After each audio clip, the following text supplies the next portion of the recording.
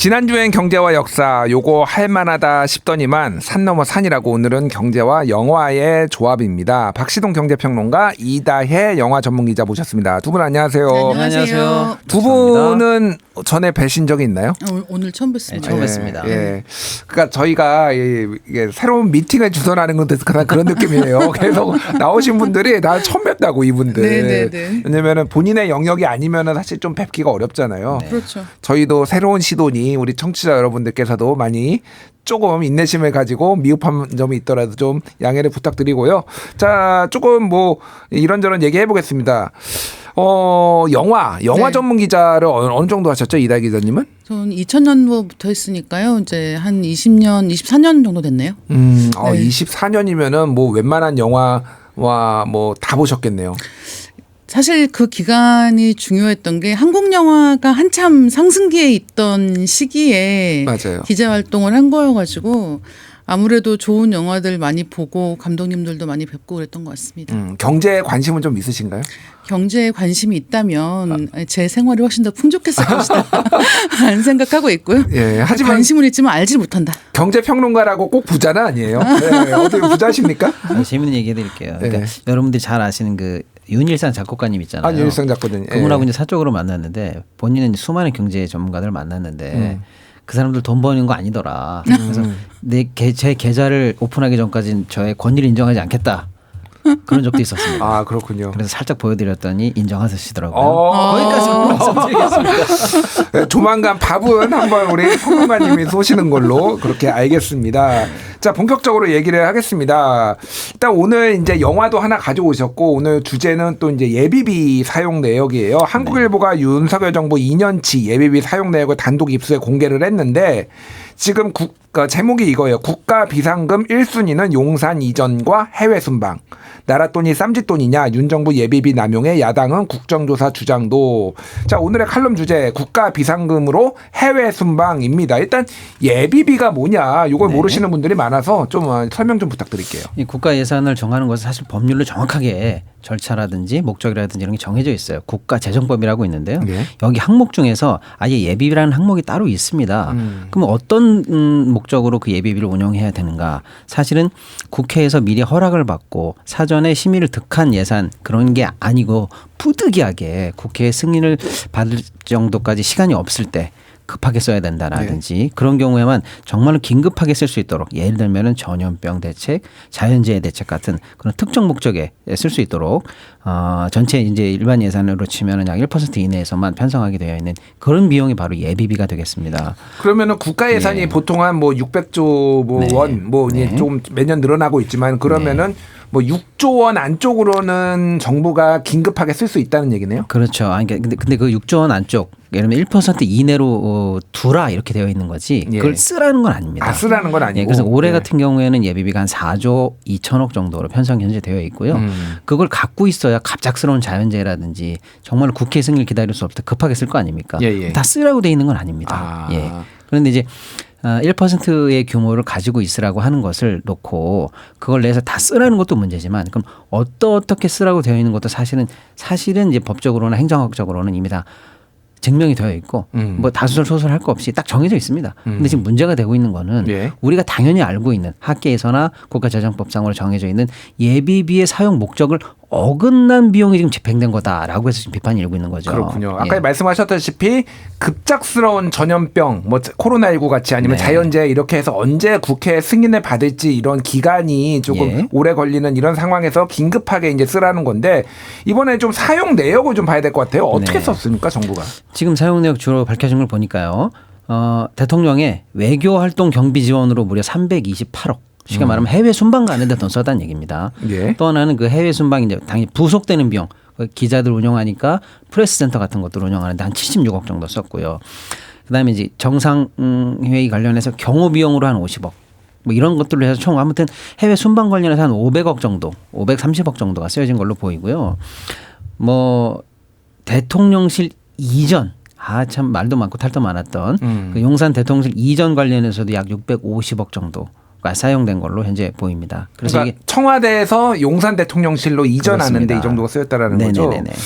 그러니까 저는 이해가 안 가는 게 이거 정상외교 예산이 책정돼 있잖아요. 그렇죠. 그러니까 지금 249억 원 정도 책정돼 있는데 이거보다도 2배가 넘는 532억 원을 추가로 썼다라고 하는 거는 지금 한 800억 정도 쓴 거네요. 그러니까. 그렇죠. 그리고 방금 말씀하신 앵커님 말씀하신 것처럼 예비비라는 거는 원래 항목에 없어서 그러니까 좀 정확하게 말씀드리면 예비비를 써야 되는 3대 원칙은 예측 불가능할 때, 그다음에 시급할 때, 그다음에 기존에 꼭 필요한 금액을 쓰고 나서 너무나 긴급한 상황에서 부족할 때 이 세 가지 원칙이 있는데 방금 제가 예를 든 거 있잖아요. 용산 대통령실 이전, 그다음에 대통령 해외 순방. 연간 계획이 다 나와 있는 예산입니다. 방금 제가 말씀드린 예비비 3대 원칙에 다 해당이 안 돼요. 네. 그리고 실제로 방금 앵커님 말씀하신 것처럼 본 예산에 편성이 되어 있어요. 그런데 여기서 갑자기 예비비를 왜 썼냐 이런 비판이 제기될 수 있는 거죠. 이다혜 기자님은 어떻게 보십니까? 작년에 제가 횟수를 세보니까 해외 순방인 윤석열 대통령 부부가 12번, 그러니까 매달 한 번씩 나갔더라고요. 네. 그래서 뭐 대통령이 외교 열심히 하는 거는 좋은 일이긴 한데 네. 좀 많이 썼다. 그걸 감안해도 좀 많이 썼다. 뭐 이런 생각이 들어요. 외교를 열심히 하는 것과 잘하는 것은 약간 다른 것 같습니다. 아, 네. 그렇군요. 그리고 일단 자주 나가시는 것 같아요. 그러니까 잘한다의 기준도 여러 가지가 있을 것 같은데 일단은 자주 나가시는 것 같고 지금 설명해 주신 것처럼 사실 이 예산이라고 하는 게 사적인 비용이 아니잖아요. 네. 국가 예산이라고 하는 걸 운영하는데 원칙이 분명하게 있고 그동안 그 원칙에 지켜서 다들 이 예산을 운영해 왔던 건데 사실 지금 설명해 주시는 걸 듣다 보면 그야말로 귀에 걸면 귀걸이, 코에 걸면 코걸이 같은 식으로 뭔가 돈이 급하거나 아쉬울 때는 예비비에서 갖다 쓰는 거 아닌가라는 생각을 약간은 하게 된다라는 거죠. 네. 그러니까 여소야대 지금 상황에서 국회나 이제 야당이 또 깐깐하게 뭐 네. 어디다 썼냐 또 이렇게 다 따져볼 테니 일단은 뭐 좀 쌈짓돈처럼 편하게 갖다 쓴 거 아니냐 뭐 이렇게 말씀하신 것 같은데 지금 해외 순방 말고도 사용 내역에 보니까 고물가 대책으로 쓴 비용도 있고 후쿠시마 오염수 방류 대책 그리고 새만금 잼버리 뭐 이런 것도 있어요. 네. 이거는 써도 되는 돈인가요? 아니면 이것도 조금 어떤 큰 규정에 어긋나는 건가요? 제 개인적으로 이제 평론가로서 말씀드리면은 좀 문제가 있다고 생각합니다. 아, 이것도 문제가 있는 거예요? 그렇죠. 예를 들면은 그 후쿠시마 관련한 대책은 해수부에 원래 예산이 있어요. 예. 그 특히 이제 후쿠시마 방류 대책 예산으로 사실은 전 국민적으로 비판을 받으면서 한 5천억 정도 이미 예산이 증액이 돼 있었거든요. 예. 그걸 쓰고도 모자라서 여기다 다시 대통령실 예비비로 또 편성한다라든지 잼버리 관련해서도 물론 잼버리 사태가 날 줄은 우리가 미처 예상을 못했습니다만은 그때 긴급하게 이제 이 부서 예비비를 쓰면서 뭐 아시겠습니다만 K-팝 스타들을 동원해서 공연을 하면서 좀 그 국제 청소년들을 위로하는 그런 감이 있지 않습니까? 예, 예. 그때 들어갔던 비용도 약 160 몇 억 정도가 예비비로 이번에 쓰여졌는데 문체부 관련한 예비비로 썼어야 되는 겁니다. 아. 이 대통령실 예비비로 나갈 게 아니라는 거죠. 아, 그러니까 부처마다 또 예비비가 따로 있는 거군요. 예, 그러니까 이게 지금 대통령실이 부처 예산으로 써도 되거나 부처의 본 예산으로 써야 되는 것들 가리지 않고 마구잡이로 편성하고 있어요. 그러다 보니까요. 그 부처 예산으로 편성했어도 되는 걸 뭐 못 썼다는 문제가 아니고 마구잡이로 편성하다 보니까 예비비로 배정을 해놓고 또 남은 경우도 있어요. 그러니까 남은 경우라면 어떤 건가요? 그러니까 예비비 항목으로 잡아놓고 예를 들어서 뭐 아무튼요. 갑자기 생각이 안 나는데 아무튼 그런 경우도 있고 심지어는 예비비가 배정되기 전에 써놓고 예비비 뒤로 갔다가 예비비 그러니까 그나마 예비비를 쓰려면 국무회의 의결을 받아야 되는데 관련해서 국무회의 보고도 하기 전에 미리 써놓고 국무회의 사후에 올린다든지 해서 전체적으로 예비비 관련해서는 국가재정법이라는 절차를 다 무시하면서 정말로 이렇게까지 무식하게 나라 살림을 운영해도 되는 건가라는 비판할 점이 한두 개가 아닌 게 이번에 드러났다고 좀 그렇군요. 봐야 되겠네요. 그러니까 예비비를 쓰려면 이제 국무회의 의결을 받아야 되는 건 방금 말씀해 주셨는데 국무회의는 이제 뭐 대통령이 행정부의 수반이기 때문에 국무회의에서 저는 이 예비비 사용 반대세 뭐 이렇게 할 수는 없는 거잖아요. 그러니까 웬만하면 이제 뭐 다 그대로 집행이 된다라는 건데 중간에 이다혜 기자님이 좀 웃으셨어요. 왜 갑자기 웃으셨죠? 사실 저는 이 예비비 뉴스를 볼 때마다 생각하는 건데 사실 혼자 사는 사람 1인 가구에서도 이렇게 예산 운영 안 하거든요. 그러니까 예비비라는 게 필요한 건 정말 비상사태를 위한 것이기 때문에 만에 하나의 경우를 위한 거지 이렇게 아무 때나 갖다 쓰려고 예비비라는 걸 편성하진 않는다는 거죠. 그런데 어떻게 이렇게 할 수 있나라는 생각을 정말 많이 하게 되고 게다가 지금 올해만의 문제일 것인가라는 생각이 드는 거예요. 지금 문제를 똑바로 인식하고 있지 못하다면 앞으로 계속 이런 문제가 반복될 텐데 그러면 또 어떻게 할 것인가라는 생각도 좀 들더라고요. 그리고 조금 이제 예산 같은 일을 실제로 해보면은 아주 좀 테크니컬한 부분이긴 한데요. 네. 실제로 아무 일이 없어서 정말 불행 중 다행입니다만은 고성 큰 산불이라든지 예. 뭐 곤파스 같은 뭐 20년 빈도수로 날라오는 큰 자연재 같은 경우가 있을 때 진짜로 예비비가 필요합니다. 그러겠죠. 그때 쓸 수 있는 우물 같은 저수지 같은 비용이 예비비인데 그걸 만약에 대통령 순방이라든지 뭐 하다못해 뭐 좀 국가의 위신이라든지 이런 것 때문에 뭐 잼버리 비용으로 막 써버린다든지 하면은요 진짜 자연재해 때 예산을 긴급하게 쓸 수가 없어요. 그래서 네. 이거는 1% 미만에서 어느 정도 수준을 원래 유지하고 있는 게 정상입니다. 네네. 그렇군요. 근데 뭐 저 아주 개인적인 의견인데 그 잼버리 사태 벌어진 다음에 케이팝 콘서트라도 해서 그나마 다행이다 뭐 이런 생각은 했습니다. 솔직히 거기까지가 안 가는 게 제일 중요하긴 한데 그게 만족해서 돌아갔잖아요. 그래서 국격이 떨어지는 걸 조금 막았다 그 정도면은 또 우리가 양해를 해줘야 되지 않나 뭐 이런 생각도 개인적으로 하기는 합니다. 제가 옛날 기사를 찾아봤어요. 그래서 윤석열 정부만 이랬나라고 해서 기사를 찾아보니까 2013년 8월 28일 기사인데 제목이 이겁니다. MB 정부 정상외교 630억 원 편법 지출.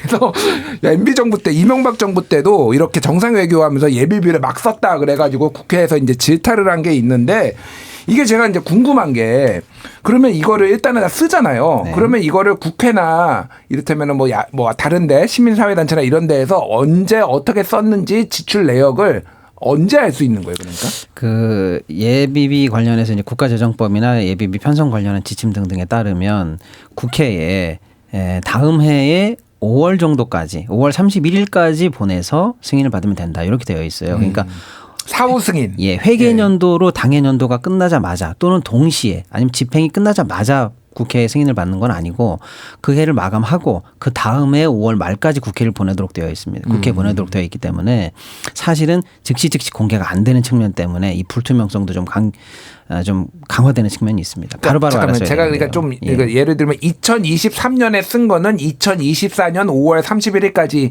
그렇습니다. 이제 국회 사후 승인을 받으면 된다라는 맞습니다. 거죠. 그러니까 지금 5월이 되니까 이제 이게 알려진 거네요. 그러니까. 이제 밝혀진 거죠. 근데 일각에서는 그래서 이거 지금 이런 식으로 계속 막 대통령실이나 행정부에서 막 쓰면은 점검이 안 되니까 분기별로 이거 좀 점검 좀 하자 뭐 이런 목소리도 나오고 있는데. 네, 행정학적으로는 다양한 안이 나와 있습니다. 예를 들어서 분기별로 하자는 안이 있고요. 예. 또 분기의 사용 내역이 사실 미미한데 그걸 국회 승인까지 받을 필요도 없는 경우도 있거든요. 행정력 낭비도 있으니까요. 그래서 분기별이 아니라 사용 내역별로 뭐 금액을 어느 정도 잡아서 그 사용이 끝나고 나면 뭐 며칠 이내에 이렇게 해서 올린다든지 아니면 국회가 사실은 1년에 몇 회 꼭 추경을 합니다. 그때 예결위가 열리거든요. 그럴 때 예결위에 그 다음번 예결위에 태운다든지 네. 어쨌거나 시차를 최소화해서 바로바로 국민의 대표인 국회가 즉시 이제 비판하거나 감시하거나 승인을 받을 수 있는 그렇게 좀 시차를 줄이자는 대안은 당연히 합리적으로 지금 현재 나오고 있는 대안입니다. 예.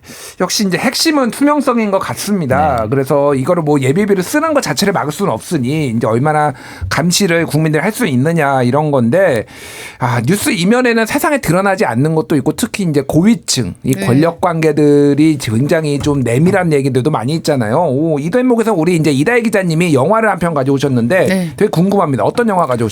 부당거래 가져왔고요. 예. 2010년도에 개봉한 영화입니다. 류승환 감독이 연출을 했고 당시에 청룡영화상의 최우수 작품상, 감독상, 각본상을 받기도 한 영화예요. 이 영화 저도 정말 좋아하고 이거 가져오셨다고 그래가지고 제가 네. 어제 또 봤어요. 네, 재밌죠. 너무 재밌고요. 너무 적나라합니다. 우리 박시동 평론가 보셨습니까? 이 영화? 저도 한 30번 봤습니다. 30번까지. 거짓말 조금 못해서. 그러니까 권력의 어떤 민낯을 좀 네. 많이 이제 특히 이제 이 권력기관들 중에서도 수사기관들, 그렇죠. 경찰과 네. 검찰 거기에 이제 뭐 재벌 이제 뭐 이렇게 나오고 굉장히 그런데. 이건 진짜 명작이다 이런 생각이 들어요. 특히 이제 내부자들 최근에 나왔던 것과 함께. 네, 그렇습니다. 그리고 무엇보다 이 영화에서 이야기하는 것이 수사기관들이 다 사이가 안 좋다는 거죠. 심지어는 경찰 내부에서도 라인이 있고 맞아요. 그 라인에 따라서 알력관계가 있단 말이에요. 이 영화 보고 있으면 꽤 많은 분들이 뉴스 볼 때 이거 뉴스로 나오는 게 다야? 이런 생각하시는 분들은 많을 텐데 사실 그 뒤에 진짜 이야기가 따로 있어 같은 식의 생각을 뒷받침하는 영화들 중에 하나가 부당거래라는 영화가 아닐까 생각을 하고 있고 그래서 많은 분들이 류승환 감독의 대표작으로 꼽는 영화들 중에 한 편이기도 합니다.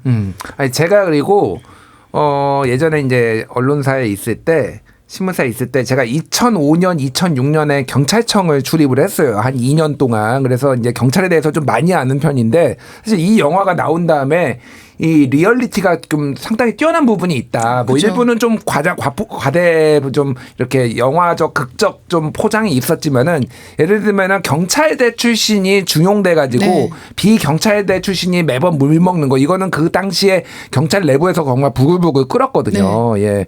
지금 그 국민의힘에서 원내대표 하시는 윤재옥 네. 의원이 경찰대 1기 출신이에요. 그분이. 그래서 굉장히 승승장구 제가 있었을 때도 굉장히 경찰대 네. 그 정보국장으로 굉장히 승승장구하셨던 분인데 어느 날 갑자기 경찰청장이 못 되시고 갑자기 보수 정당으로 와서 의원을 하고 계시더라고요. 어쨌든 굉장히 그건 리얼리티가 뛰어났다.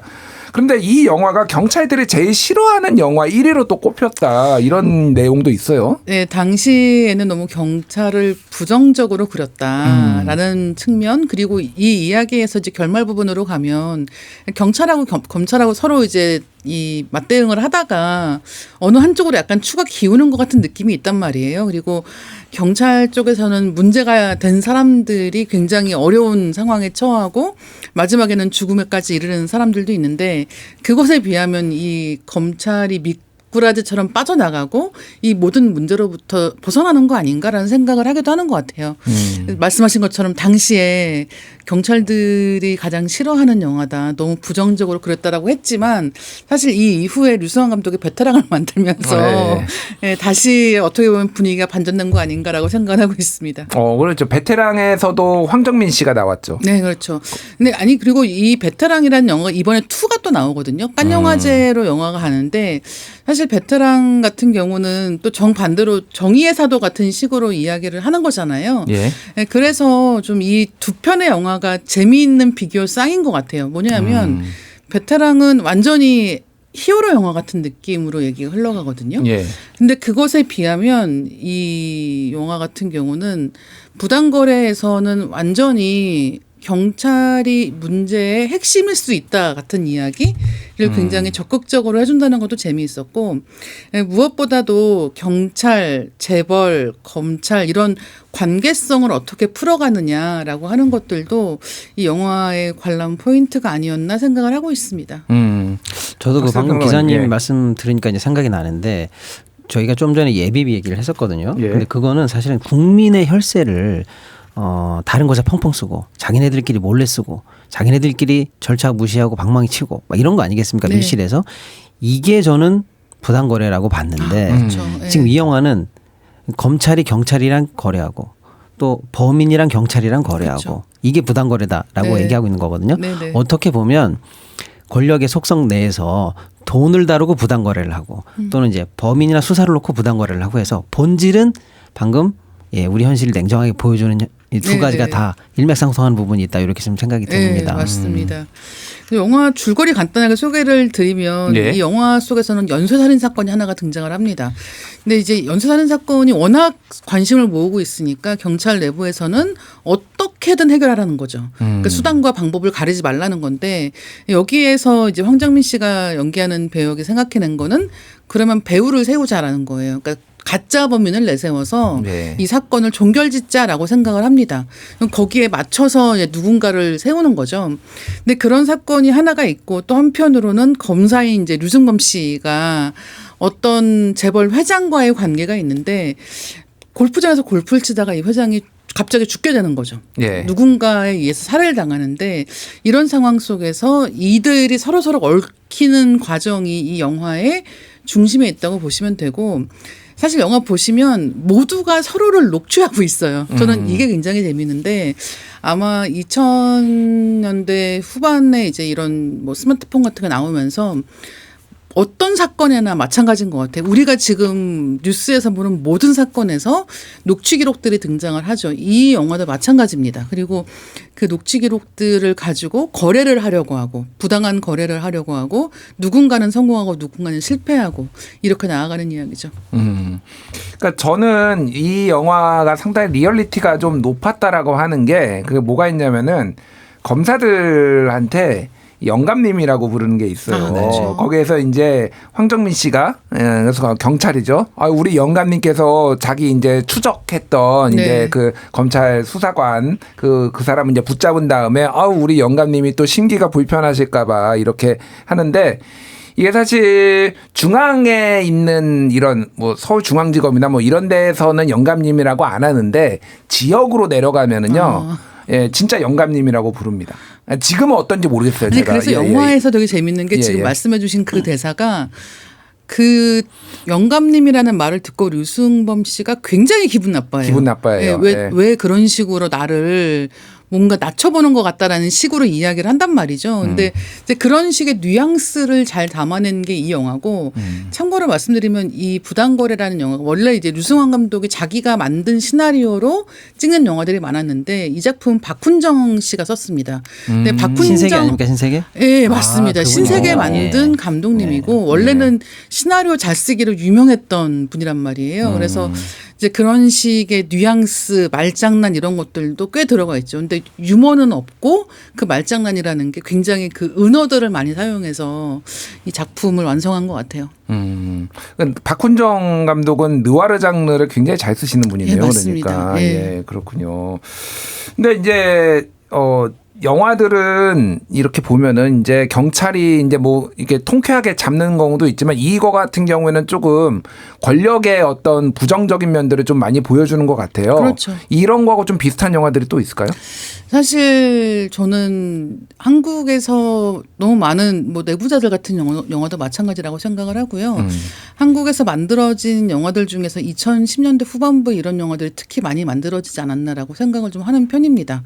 그러니까 사람들이 정치에 대한 관심이 굉장히 많고 그 정치에 대한 관심이 많다고 얘기를 할 때 겉으로 드러나는 얘기 말고 자기들끼리 있을 때 뭐 하는 거야 같은 것에 관심이 많은 거예요. 그래서 사실은 이런 영화들에서 보면은 경찰서가 나오는 것보다 그 뒤에서 어디에서 만나나 무슨 얘기하나 누구랑 누구가 어떻게 연결되어 있나 같은 것들을 영화가 보여주는데 굉장히 집중하는 경향이 있지 않나라고 생각을 또 하는 편이기는 하죠.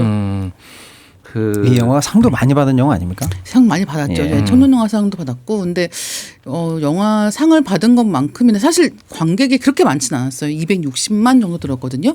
당시에 청소년 관람 불가 등급이어가지고. 예. 이게 왜 청소년 관람 불가죠? 그래서 그때 그 얘기도 있었어요. 그러니까 예. 예를 들면은 아주 폭력적이거나 아주 선정적이거나 이렇게 얘기할 수는 없는 거 아니야라고 했는데 오히려 이 영화가 다루는 내용이 너무 어둡지 않나라는 것 때문에 그랬던 것 같아라는 이제 얘기가 있었는데 사실 그거는 등급도 하시는 분들이 알아서 결정을 하셨으리라 생각하고 있습니다. 그 갑자기 그 말씀하시니까 네. 저 그 이 영화에 나오는 명대사가 생각이 나네요. 어떤 대사 좋아하세요? 앵커님? 경찰을 불쾌하면 안 되지. 경찰을 불쾌하면 안 돼. 다들 일들하지 마. 그러면서 잘 들어. 호의가 계속되면 권리인 줄 알아. 맞아요. 그 완전 그 부분, 명대사예요. 예. 우리 박진호 평론가님 또 어떤 거 생각하십니까? 저도 영화는 다 기억이 나는데 이상하게 방금 물어보시니까 전 유승범 씨가 연기했던 그 골프장 씬에서 네. 다들 열심히들 산다 열심히들 산다 하면서 자주 하는 듯한 예, 근데 좀 무시하는 듯한 네, 그 맞아요. 대사. 근데 그런 예. 무시하는 것 같은 뉘앙스를 너무 잘 살렸고 저는 그 황정민 씨가 하는 대사 중에서 너네같이 법 안 지키는 놈들이 더 잘 먹고 잘 산다라는 얘기 하거든요. 예. 그러니까 사실은 그런 대사들을 보면서 사람들이 이렇게 통쾌해하는 부분들이 있는 거예요. 왜 정직하게 사는 거는 안 되고 저렇게 뭔가 문제가 많은 것 같은 사람들이 오히려 승승장구하는가라는 생각을 하는 상황에서 이제 이런 영화가 나왔던 거죠. 예. 그리고 저는 뭐 그 유승범 씨가 결국에는 이제 황정민 씨랑의 권력 관계를 확인받기 위해서 황정민 씨 동생 뭐 처남 주변 그렇죠. 할 거 없이 요즘으로 치면은 별건으로 문어발식으로 수사하고 압수수색하고 하는 모습 보여줬거든요. 이게 사실은 요즘 세태에 딱 맞는다. 근데 제가 이제 이다혜 기자님 때 궁금한 거는 네. 이 예비비 뭐 이렇게 막 썼다 어쨌든 이제 이렇게 조금 과다 지출한 것에 대해서 네네. 보시면서 왜 이 영화가 떠올랐는지를 제가 안 여쭤봤어요. 네, 사실 저는 예비비 얘기하신다고 말씀을 들어가지고 어떤 영화 얘기를 할까 한참 고민을 하다가 저도 예비비 얘기를 할 때 이게 돈 얘기잖아요. 돈 얘기고 권력 얘기란 말이에요. 근데 그런 게 사실은 뉴스에서 보여지는 것 말고 그 뒷이야기가 더 있을 것 같다는 생각을 항상 하게 되고 이제 그런 때에 누군가는 눈을 감아주는 사람이 있을 것이고 누군가는 그냥 이런 일들을 넘겨주는 사람들이 있기 때문에 이런 일이 반복되는 거 아닌가라고 생각을 좀 해서 이 영화를 가져왔습니다. 알겠습니다. 하지만은 저희 평화방송과 뉴스공감은 절대 눈 감지 않습니다. 눈을 부릅뜨고 지켜보도록 하겠습니다.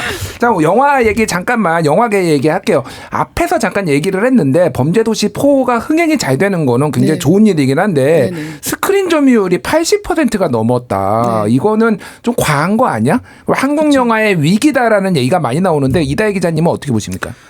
위기가 맞죠. 네, 위기가 맞다고 보는 거고 사실 인기 있는 영화에 관객이 몰리는 것 자체가 이상하거나 문제 있는 건 아니거든요. 너무 당연한 일인데 이제 그 쏠림 현상이 점점 더 심해지고 있다는 거예요.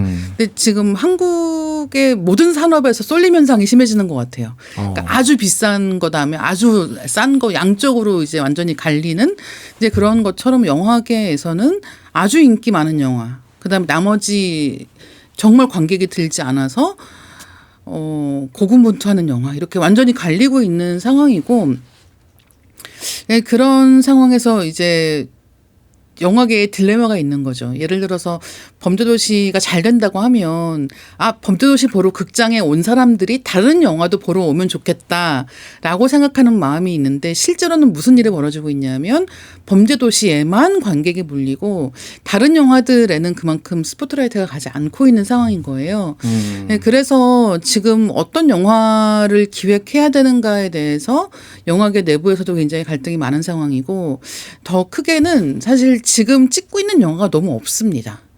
그러니까 새로 영화를 많이 찍고 뭔가 이 판도를 바꾸어 나가야 하는데 전반적으로 지금 찍는 영화가 너무 적다. 그러니까 사람들이 굉장히 위축되어 있다라고 하는 게 지금 가장 큰 문제라고 보는 거죠. 알겠습니다. 또 하나 좀 여쭤볼게요. 지금 윤 대통령이 총선 앞두고 비상민생 경제회의에서 영화 관람료에 포함된 입장권 부담금 3%를 폐지한다라고 했는데 네네. 이게 한 500원 정도 됩니다.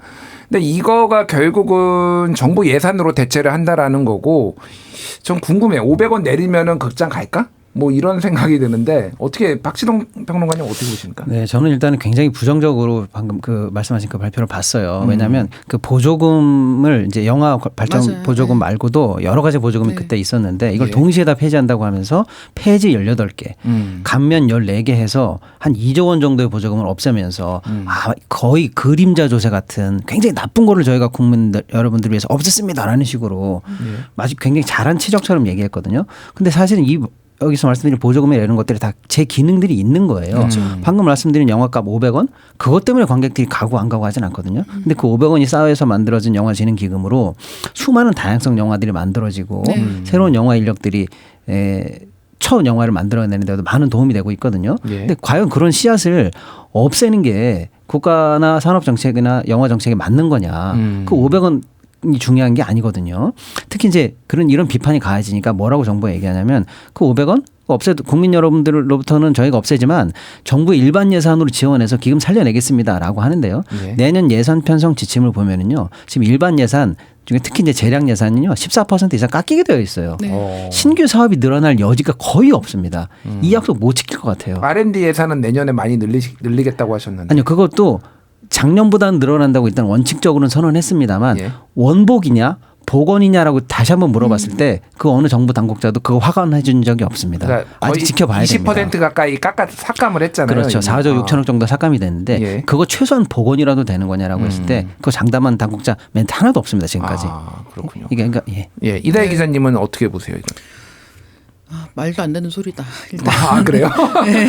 그래서 사실 제일 궁금한 게 그거잖아요. 그러면 진짜 500원 깎아주는 건가라는 게 궁금하실 거고 그게 영향이 있을까인데 사실 영화 관람료가 비싸서 영화 보기 힘들다라고 생각한 게 최근 코로나 이후에 몇 년 동안의 일이에요. 맞아요. 그것은 지금 이 영화발전기금하고는 무관한 인상이었단 말이에요. 극장들이 영화값 인상할 때 핑계를 대는 게 뭔가요? 뭐 사람들 많이 몰릴 때, 피크 타임 때 이런 때는 더 높게 받겠습니다라고 얘기를 하는 거잖아요. 그런 요인으로 사실 1,000원씩, 2,000원씩 인상이 됐던 것을 지금 전반적으로 이 500원 가지고 이야기할 수는 없다라는 생각이 들고 정말 선거 앞두고 뭔가 이렇게 한 게 아닌가라는 의심을 할 수밖에 없는 상황이 아니었나라고 생각이 들죠.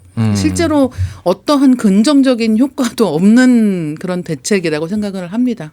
근데 이게 그러니까 만약에 제가 궁금한 게 이 입장권 부담금 3%가 폐지되면 근데 그 가격을 영화 관람료를 결정하는 거는 극장 네, 체인점이잖아요. 그렇죠. 거기에서 이거를 반영을 해서 깎는다라는 내린다는 보장은 없는 거죠, 그러면. 그렇죠. 정확하게 그걸 얘기할 수가 없는 상황인 거예요. 그리고 그렇게 해서 내려간다고 해도 다시 올릴 수 있는 가능성 역시 극장에게 있는 것이기 때문에 이 정말 정부의 힘만 가지고 전반적으로 뭔가를 낮춘다? 이거는 굉장히 어렵다라고 보는 거죠. 그래서 바로 나왔던 비판이 그 기금 폐지하고 일반 예산으로 하겠다라는 원칙만 얘기했거든요. 근데 그것도 못 믿을 테니 방금 말씀하신 것처럼 어떻게 정확하게 할 것인지 로드맵을 얘기하라라고 하니까 얘기하지 않았어요. 예를 들면은 뭐 총 영화 티켓 전체 금액 얼마에 해당 일반 예산을 편성한다라는 지침이라든지 이런 게 하나도 현재 밝혀진 게 없죠. 그렇죠. 그리고 아까 말씀해 주신 것처럼 사실은 그 영화발전기금이라고 하는 게 영화 감독들이 첫 영화 만들 때에 필요한 예산들을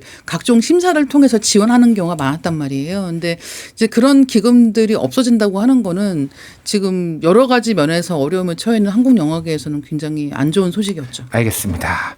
자, 국가 비상금을 쌈짓돈처럼 마구 갖다 쓴 정부 그리고 야당에선 감사원 감사와 국정조사 얘기까지 나오고 있는데요. 이 부분이 어떻게 밝혀질지 예비비의 투명성 담보하기 위해선 어떤 제도적 보완이 필요할지 관심 갖고 지켜보도록 하고요. 오늘 또 경제와 영화의 콜라보 해봤습니다. 박시동 경제평론가, 이다혜 영화 전문기자 두 분 감사합니다. 네, 감사합니다.